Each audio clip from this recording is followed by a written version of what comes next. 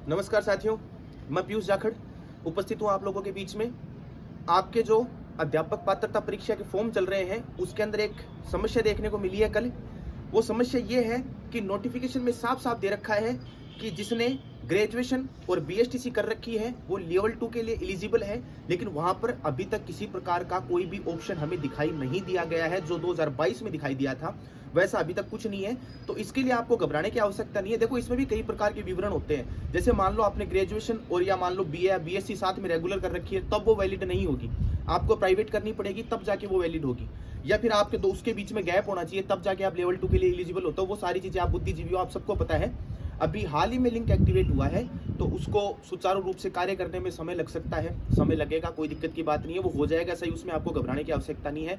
वैसे तो बीजेपी सरकार देखा जाए तो अपनी बातों से पलटने के लिए जानी जाती है, क्या पता पलट भी जाए, लेकिन उम्मीद है ऐसा कुछ नहीं होगा। और ऐसा कुछ होगा तो करेंगे, इसका भी कुछ ना कुछ तो सोल्यूशन निकलेगा, क्योंकि यदि उन्होंने ऐसा बोला है और एनसीटी गाइडलाइन के अनुसार हमें अलाउड किया तो किसी कारणवश ही किया होगा, तो उसमें आपको घबराने की आवश्यकता नहीं है। दूसरा, आप लोगों के बीच में कंफ्यूजन चल रहा है डेट ऑफ बर्थ को लेके कि कौन सी डेट को लेके कहां तक एलिजिबल हैं। तो आप अलग अलग वीडियो देखने की बजाय स्पष्ट तौर पे वहां पे जो क्राइटेरिया नोटिफिकेशन के अंदर दे रखा है उसको समझ लीजिए, आप लोगों के लिए काफी है। इससे ज्यादा बाहर आपको जाने की आवश्यकता नहीं है। आपके पास इतना ही समय बचा है कि ये मोबाइल, ये फोन वगैरह सब कुछ छोड़ के फॉर्म भरने के पश्चात 2 महीनों के लिए बिस्तरों में घुस जाओ, किताबों को लेकर बैठ जाओ।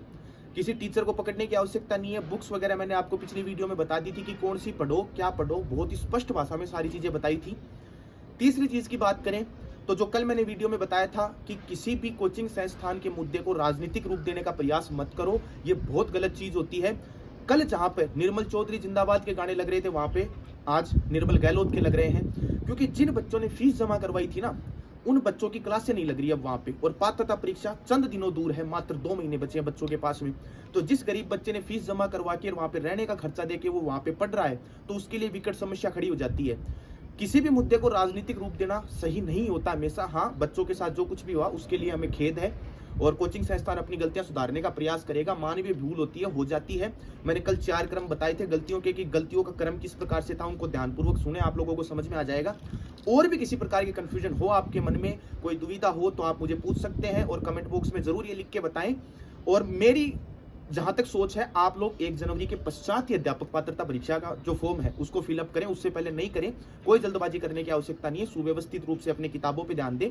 कुछ टॉपिक जोड़े गए हैं, एनईपी 2020 वगैरह जोड़ी गई है और राजस्थानी भाषा वगैरह जोड़ी गई है। जो साहित्यकार होते हैं उनको जोड़े गए, वो आपको ग्रुप में उपलब्ध करवा दिए जाएंगे, उसमें कोई आपत्ति नहीं है।